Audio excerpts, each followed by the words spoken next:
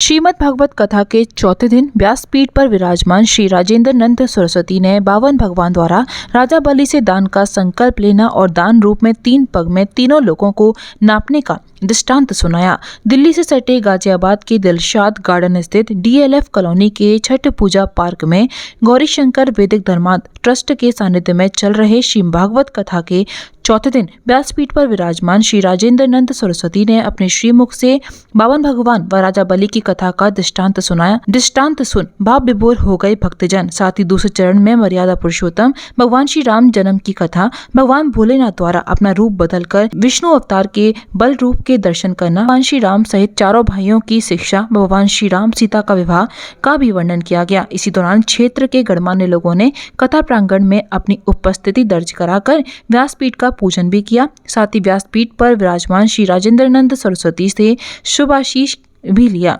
DLF स्थित छठ पूजा park में हो रहे श्रीमद् भागवत कथा के चौथे दिन व्यासपीठ पर विराजमान श्री राजेंद्र नंद सरस्वती ने अपने श्रीमुख से बावन भगवान व राजा बलि की कथा का गुणगान व भगवान श्री राम का जन्म, शिक्षा, दीक्षा व मर्यादा पुरुषोत्तम भगवान श्री राम सीता का विवाह का वर्णन किया। वहीं इसी दौरान भागवत कथा में भक्तजनों द्वारा भगवान श्री राम सीता लक्ष्मण की पूजा अर्चना कर उनकी आरती उतारी गई। वहीं भगवान श्री राम के जन्मोत्सव पर कथा प्रांगण में उपस्थित माताएं बहनों ने बधाइयां गाईं और संकीर्तन के दौरान जमकर थिरकी। वेद व्यास पीठ पर विराजमान श्री राजेंद्र नंद सरस्वती ने अपने श्रीमुख से श्रीमद् भागवत कथा में प्रभु के चरित्र का श्रवण कर उनके बताए रास्ते पर चलकर अपने व अपने वंश का उद्धार कर सके। वहीं अंत में श्रीमद् भागवत कथा की आरती कर प्रांगण में उपस्थित श्रोताओं को प्रसाद वितरण किया गया।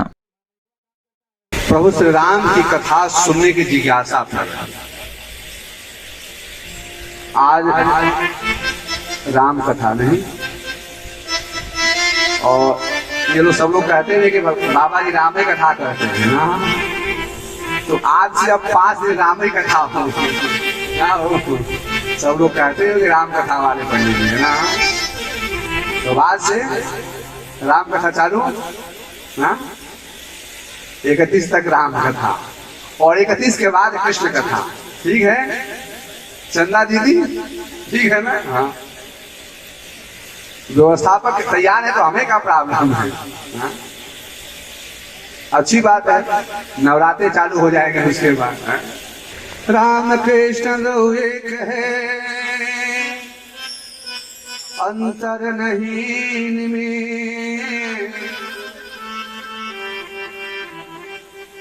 एक की नयन चपल है।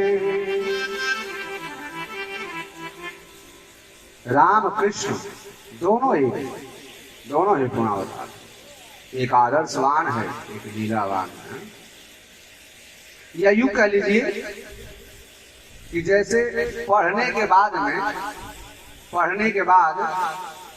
आदमी या नौकरी करने कमाने के लिए जाता है ना, तो पढ़ने के लिए कहाँ जाना पड़ता है? हाँ, विद्यालय। और जो विद्यालय में अच्छी तरह से पढ़ करके आता है फिर वो खूब बढ़िया डॉक्टर हो जाता है ना। हमारे डॉक्टर साहब बैठे हैं पीछे, डॉक्टर राम, हाँ, एक हमारे भैया भी बैठे हैं अरविंद जी। पढ़ करके बढ़िया से पढ़ करके आओगे तो बढ़िया जगह बढ़िया कमाओगे, और बिना पढ़े आओगे तो हमारे जैसा ऐसा ही बिना कपड़ों के डोलोगे। हाँ, कपड़ा भी नहीं मिलेगा पहनने को। तो राम कथा जो है ना वह शिक्षा है, आदर्श। जीवन में राम के आदर्शों को मानना चाहिए। राम ने जो किया वह करना चाहिए, और कृष्ण ने जो कहा वह करना चाहिए। जो कृष्ण ने किया वो नहीं करना चाहिए, लेकिन जो राम ने किया वो जरूर करना चाहिए। अच्छा, जो राम चरित्र नहीं समझ सकते वह कृष्ण चरित्र नहीं समझ सकते। कृष्ण को समझने के लिए राम को जानना जरूरी है।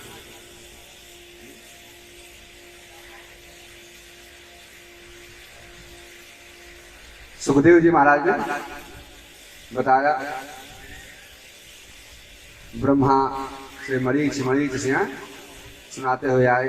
इसी वंश में एक महाराज की कथा सुनाई, विवस्वान का नाम है सूर्य है, जिसे इस वंश का नाम सूर्य वंश पड़ा।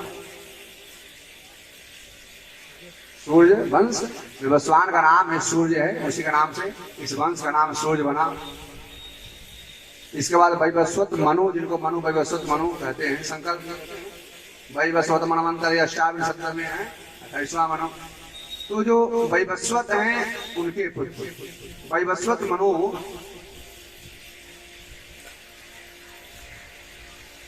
की कथा आती है।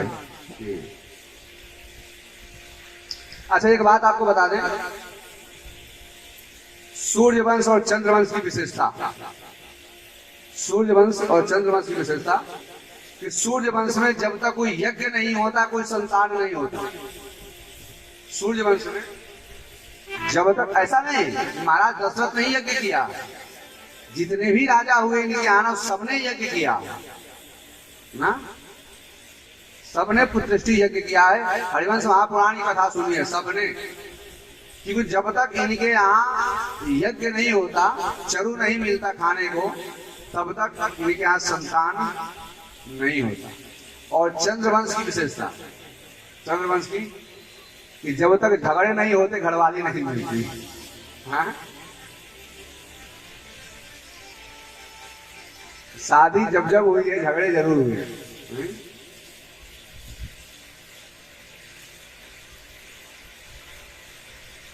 इसीलिए आजकल शादियां भी वैसी होने लगी, मर्यादित रहना से।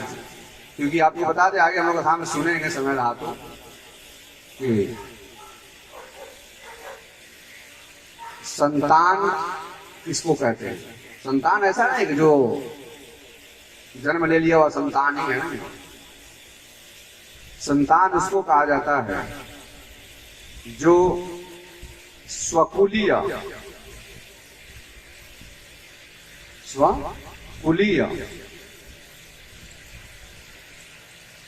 निष्ठावान ब्रह्म विवाह विधिना, जो स्वकुलीय ब्रह्म विधि से विवाह करके पाणी ग्रहण संस्कार करके जो स्त्री घर में आए और उससे जो संतान हो, जो पुत्र हो, जो बालक हो, वह पुत्र होता है और वही पुनर्नाम नरक से अपने पिता को ताड़ा। 25 सालों से ज्यादा अपनी सेवा मथुरा में देने वाला लाल चश्मा घर, जहां मिलते हैं आपको हर ब्रांड्स के चश्मे, जिनमें शामिल हैं Ray Ban, Titan, Prada, Boss, Armani, Oakley and और भी ब्रांड्स। आज ही दे मौका और आए लाल चश्मा घर और पहने अपने पसंदीदा चश्मे। लाल चश्मा घर, कृष्णा नगर, मथुरा।